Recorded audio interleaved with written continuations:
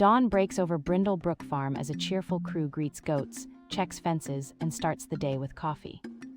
A rookie sheepdog learns patience, guiding tangled woolly volunteers, while the hens form a cheering chorus for every tiny maneuver. Midday brings a wrenching lesson on irrigation pipes as misconnected hoses baptize the tomatoes and spark a rescue mission. Storytime erupts when a calf adopts a duck as a pillow, teaching the farm that siblings come in unlikely packages. Evening winds down with squash soup, shared laughter, and a warm reminder that hard work grows friendships taller than corn stalks.